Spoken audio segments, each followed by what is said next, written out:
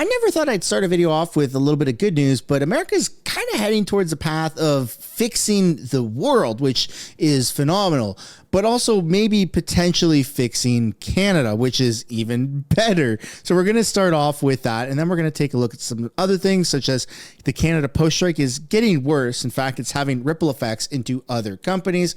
And then we're going to be taking a look at the guns, Canadians' guns, and how they're being taken away by the government and sent not for destruction, but sent to Ukraine to fight on the battlefield, because Canada has battle-ready guns, and Ukraine's response will absolutely shock you. And then we're going to be taking a look at Chrystia Freeland, who has some points to talk about. And I mean, I'll be honest, it's not good. She sounds like an idiot, and that's exactly why we're going to watch her.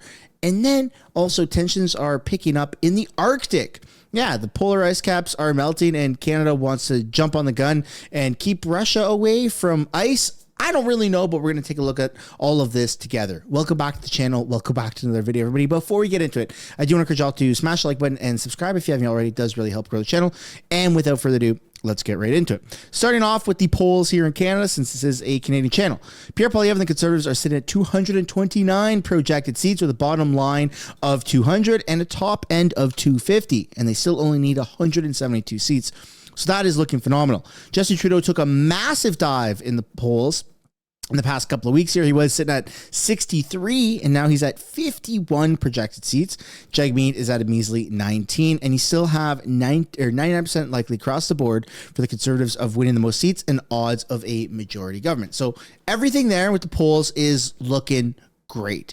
And then also global relations might kind of be a little bit sort of hypothetically looking better. You got President-elect Donald Trump meeting with a couple other world leaders in France. He met with Zelensky, and then he also met with Macron. Let's take a look here at this photo op video. Of course, he's wearing his combat boots. I don't know if he actually owns a suit, Zelensky. But now let's take a look here at a bit of a longer video that kind of encapsulates everything that happened during this meeting.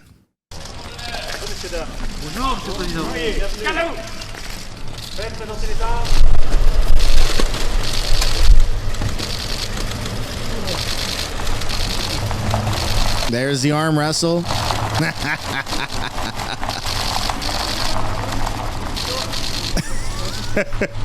Trump doesn't lose. He always gets the high ground. Wow. President, I just say it's a great honor for French people to welcome you 5 years later. And you were at that time president for the first time. And I remember the solidarity and your immediate reaction. So, welcome back again. Well, thank you very much. We are very happy to have you here. Thank you very much. Very great honor. And we had a great relationship, as everyone knows. We accomplished a lot together. And the people of France are spectacular. I guess it's one of our largest groups in the United States, French people. And we respect them and we love them. Very talented people. Extremely energetic people, as you know very well. Yeah. And it's an honor to be here. We had a good time together, and we had a lot of success, really great success working together on defense and offense too. And it certainly seems like the world is going a little crazy right now. Yeah. And we'll be talking about that.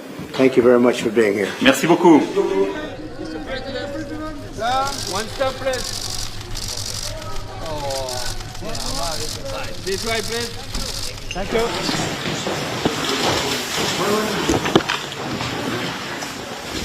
And there you go. And there was the meeting. So obviously went just as Trump usually plans these things out, where he gets the high ground. He does his handshakes, or in this case, arm wrestling, air arm wrestling, which is kind of interesting. But nonetheless, I'd love to know what you guys think down below in the comments. And I don't know if this is a gag or anything, but it seems quite legitimate, at least so far.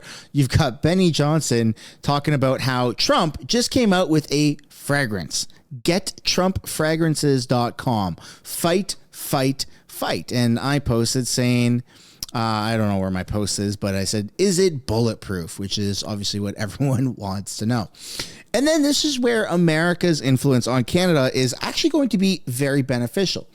J.D. Vance is calling out Canadian churches that are burning. Now, this has been an ongoing issue, and you see a lot of pandering from Canadian politicians where they don't really address this. Conservatives have kind of a little bit neglected this up until very recently. Jamil Giovanni, Pierre's not so new guy, started talking out about this. Now, JD Vance and Jamil actually have a bit of a long-standing friendship. If I'm not mistaken, they went to the same law school. They just know each other from back in the day, and they've been able to maintain that friendship. So here, J.D. Vance on his X account says, Canada has seen a number of church burnings in recent years thanks to anti-Christian bigotry. All over the world, Christians are the most persecuted religious groups. Jamil Giovanni is speaking the truth. Shame on journalists who refuse to see what is obvious. And that's in response to a video that Jamil Giovanni, or a whole campaign that he's pushing forward to basically protect Canadian churches and just raise more awareness towards the fact that they have been burning down, not from natural causes, but from people that are attacking Christianity, the religion of kind of the West, and it's been very much under attack, as I'm sure you're aware. And I'd just love to know your guys' thoughts on that, because it's one thing for a Canadian politician to stand up for something here in Canada, but let's be honest, we are kind of limited, even within our own influence to each other. So having a massive American politician, or, you know, the next vice president of America who actually acknowledges this as an issue is going to be really, really big in the coming years. And we might actually see a little bit more pro-patriotism here in Canada and pro-Christianity, which is probably going to be phenomenal. I'd love to know what you guys think down below in the comments about that. And speaking of phenomenal, we have Justin Trudeau versus Pierre Poilievre in a photo op. Let me know who you guys think is the winner here. You've got Pierre doing a photo op with this hardworking gentleman, and then you've got Justin Trudeau doing a photo op with a drag queen. Yeah, if it was a face-off, if there were points, let me know who wins that one. And now we kind of have to talk a little bit about this headline. So the Western Standard says strike individuals are blocking Christmas deliveries from a Purelator plant. And this isn't the only one that I've seen. Now, I don't have the article pulled up, but in Victoria, British Columbia, on Vancouver Island, there's a massive Amazon warehouse. And I think it was like friends of friends, or however down the grapevine it goes, that started to say that there's going to be Amazon warehouse protests that are taking place because they've been inspired perhaps by Canada Post. And all of this is happening right in the holiday season, like the peak. I think like 40% of just sales that happen in a year happen right now, if not more. Now, yes, I might be making that number up. I don't know if it's 40%, but it's definitely more than any other time in the year. And this isn't a good look. It's not a good look for Canada Post because they've been on strike for like 3 weeks now. And I think people are starting to get really fed up. And if this trickles into Purelator, which it seems like it might be, even though it's people that are protesting Purelator deliveries at the plant, and then it's also happening at Amazon plants, I don't really know how this is going to play out in Canada. I feel like tensions are really high and everyone's a little on edge, and it's just a very touchy subject when it comes to postal and mail deliveries. But let me know your guys' thoughts down below and how you see this kind of playing out. And now we have to revisit this this whole gun ban issue. So you have the Liberal government that's decided we're going to ban 324 new types of battle-ready guns here in Canada. And that's pissed off a shit ton of people because Canada per capita has a tremendously large amount of law-abiding gun owners, right? And all of the gun crime, 99.9% of the gun crime in Canada happens from people that are criminals that don't have their gun license. Yet it's law-abiding citizens, gun owners, that are being penalized. So the Liberal government is trying to gaslight Canadians. They're saying, hey, look, we're going to take all these big, bad, scary, battle-ready guns away from people, and we're going to prove to you that they're battle-ready, and we're going to put them in war. Not a war that Canada's fighting, but we're going to send them to Ukraine. Now, this is where it gets really sketchy. Ukraine has been made aware of this, right? And they're saying, whoa. What do you mean you're sending us guns that aren't even NATO compatible, that are going to overheat in a matter of minutes or hours? We can't have those guns. So the Canadian government is saying, yeah, these guns that Canadians have, they're battle ready. Let's send them to Ukraine. And Ukraine is saying, but they're not battle ready and we don't actually want them.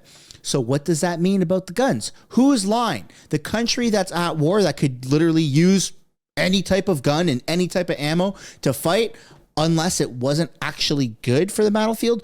Or is it the Canadian government that's lying and making up the fact that these are battle-ready guns? I'm going to leave that up to you, but in case you want to get these types of updates that aren't necessarily in videos, I'd recommend you guys head over to my X account, which is linked down below in the description, or you can just type in Mistersunshinebaby, Mistersunshinebaby, and you should be able to find my account, because this is the exact thing that I posted on X, and unfortunately I don't have a large following there like I do here on YouTube, but this just really needs to get pushed out to as many people as possible, because it's kind of messed up. It's really, really messed up that the government of Canada is trying to make up the fact that these are battle-ready guns by sending them to the battlefield, and the ones on the battlefield are going, I don't think we want those guns. So do with that information what you will. Now we're going to switch things over to Chrystia Freeland, the Wicked Witch of the North, and see what she has to say in this latest press conference.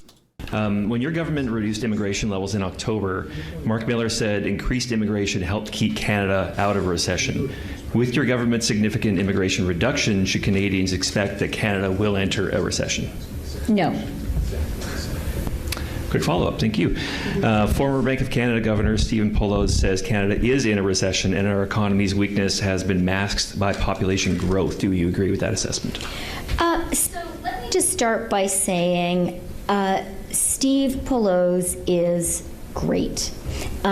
He has made huge contributions to Canada, continues to make huge contributions to Canada. And in fact, I have been working with him really, really closely on working hard to find ways to attract more investment by Canadian pension funds here in our own country. You know, part of a broader effort by the government to crowd in private capital, and we think we should be crowding in our own private capital too. So Steve has been doing a lot of great work on that, and I'm really grateful to him. When it comes to the Canadian economy, what the current governor of the Bank of Canada, Tiff Macklem, has said, I agree with, which is, you know, Canada appears to be on track for a soft landing from the COVID recession. And that was a really deep economic challenge for our country. The COVID recession was deeper than any recession in Canada since the Great Depression itself. We all know that that was followed by global inflation and high interest rates that the Bank of Canada brought in to fight that inflation. The good news is, for the past 10 months, inflation has been within the Bank of Canada's target range, and we've seen the Bank of Canada lower rates, interest rates, now 4 times in a row. The Bank of Canada was the first of the G7 central bank, the first bank in the G7 to lower rates for the first time, for the second time, for the third time, and for the 4th time. All of that is good news for Canadians. It is also the case that now that inflation has come down, now that the Bank of Canada has been moving to lower rates, now is the time when all of us need to focus on economic growth. And that is what the government is absolutely the government's priority. We know that we need stronger growth. We know that Canada has the capacity to have stronger growth. We know that stronger growth means more jobs, better paying jobs for Canadians from coast to coast to coast. The announcement today is part of that work. AI is really a big, very promising for Canada's growth plan for the future. It's promising because this is a cutting-edge technology in the world, and we can be a leader here. And it's promising because it has the capacity to drive productivity throughout the economy. And the other aspect of today that is really important is we recognize that to have growth, yes, we need facilitating investments from the government of Canada, from the people of Canada, but we also need to crowd in private capital. And that's what we're working hard to do. Yeah, I think she's been sniffing her own farts, and she might be a little bit high on her own gas there, because none of what she said is just true. I mean, these people are making shit up as they go along. I'd love to know what you guys think down below in the comments about what Chrystia Freeland had to say. And now we're going to take a look at Jagmeet. Speaking of making things up, now Jagmeet Singh just voted in favor of not giving Canadians a permanent tax break. He voted the only tax break Canadians deserve is 60 days. And now, after he's locked in that vote, he's starting to change his words, which is, I mean, right on par with hypocritical Jagmeet, or sellout Singh, as they like to say. Let's take a look at what he's recently said. So today, what our motion offers to do is to give people some real help right away, and to expand it to actually include monthly bills, like we had initially proposed. That's your cell phone bill, your internet bill, your home heating, to give people permanent relief. This is a plan that's going to give people meaningful relief right away, and it also acknowledges that we need to fix the checks. The checks right now that are being proposed will go out to someone earning $149,000, but won't go to a senior. That doesn't make any sense. And so this motion today does two things. One, it says, let's make GST relief permanent. Let's give people permanent relief. Here, here. And let's make sure it includes those monthly bills so that people can see some real relief. And on top of that, let's fix those checks. We're making it very clear. Our vote today in the House would make it very clear that we are saying collectively that seniors, yes, deserve some help. Those are some of the hardest hit people in our country. That people living with disabilities, they absolutely need some help. And that someone that just started working this year shouldn't be excluded because they just got their job this year. So we're calling for the checks to be expanded and the GST relief to be permanent and include monthly bills. Perfect. That's what Pierre Poilievre also believes. So we have an important choice to make. You know, New Democrats have always been and will always be the party of the working class. And we have shown that very clearly recently. And the other parties have shown where they stand. They've shown that they do not stand with the working class. The Liberals have let down workers by making the GST relief not permanent, and the Conservatives have shown who they're really on the side of. That's the billionaires and the CEOs, and they're against the working class. We're going to keep on fighting to make sure people know we've got your back. Much more work is needed, much more help is needed, and we've got your back, and we're going to continue to fight for you. Thanks so much. This is what's so bizarre is Jagmeet Singh has had a real opportunity to do all of those things and to provide people with a permanent tax break, or as you may or may not have heard, chances are you have heard, it's what's it called? Axe the mother effing tax. How about that, Jagmeet? But yeah, sure. Continue propping up Justin Trudeau. Try and get your pension. And then we're going to see how hypocritical you really are by advocating for an early election once you've secured your pension. You Maserati mother effing Marxist. Let me know down in the comments what you guys think about Jagmeet Singh and what he had to say. Now we're going to take a look at the North, specifically the Arctic, and how it's not a dead zone anymore and there's more activity. It's not just ice caps that are melting, it's Russia. So let's take a look at what Foreign Affairs Minister here, Justin Trudeau's Mistress, has to say. You've extensively cited Russian and Chinese aggression today in Russia. But can you be a bit less abstract? How immediate of a threat do you believe those countries are to Canada's safety and sovereignty?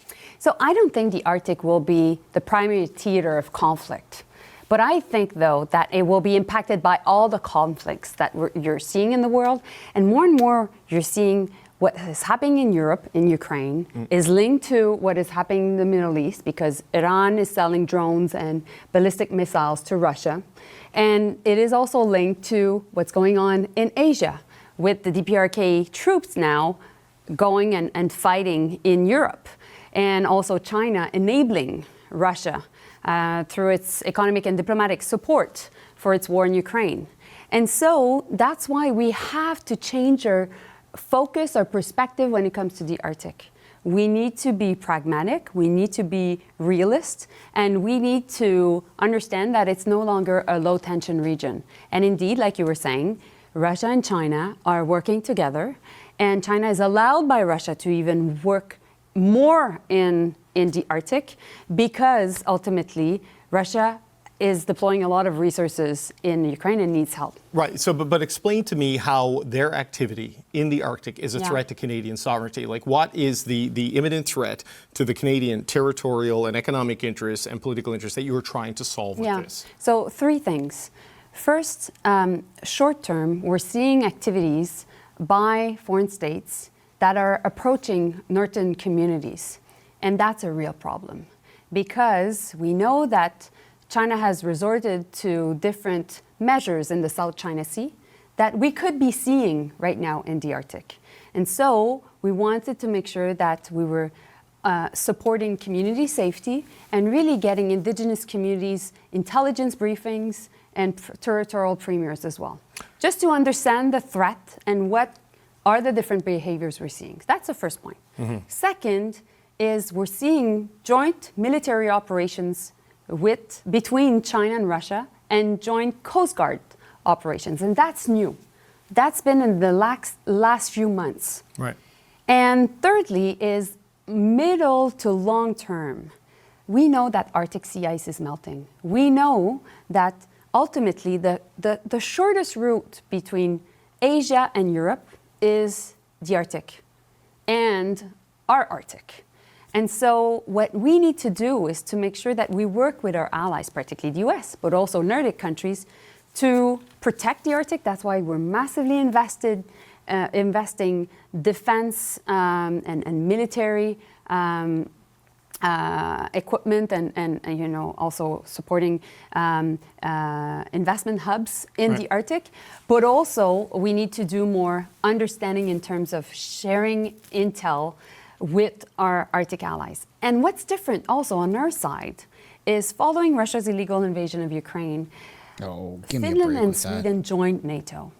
And that created also a possibility for a form of security dialogue, which was not the case before. So today, what we're saying is we're seeing the Arctic a different way.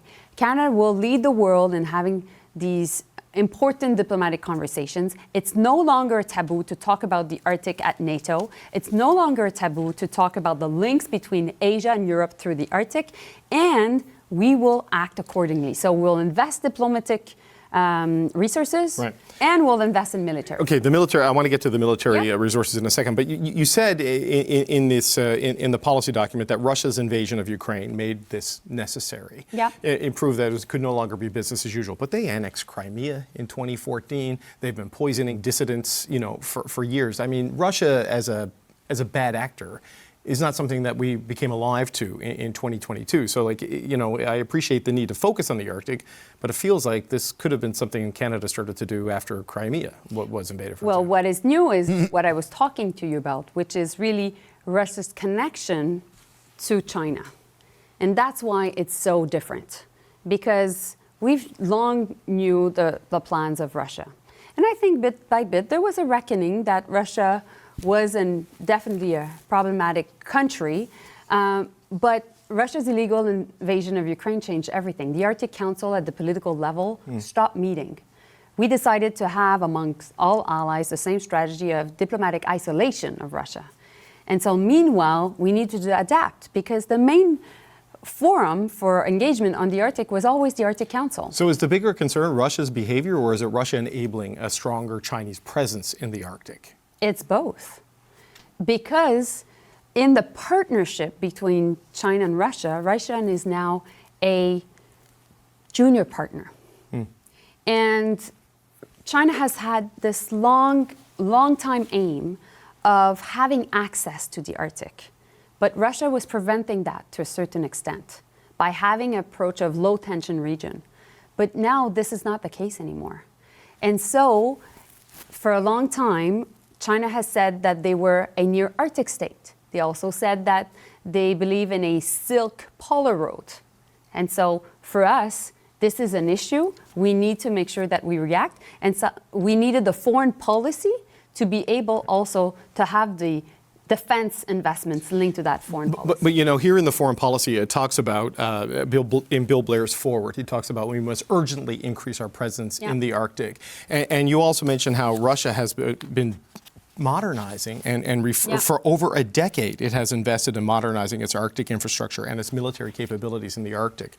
The NORAD modernization plan that Canada has, 2035, 2039, 2041 for a lot of these things. So they've got a decade head start, and this country is a decade to 2 decades away from really fully implementing even the modernization of NORAD. I mean, Russia, how do you catch up to Russia to deter it in a meaningful way when they're so far ahead and this country moves slow when it comes to defense spending and procurement? Well, first you come up with a good defense policy update that invests billions of dollars in new equipment, in new resources, and that puts the Arctic at its core. And that's what Minister Blair announced with the Prime Minister back in the spring.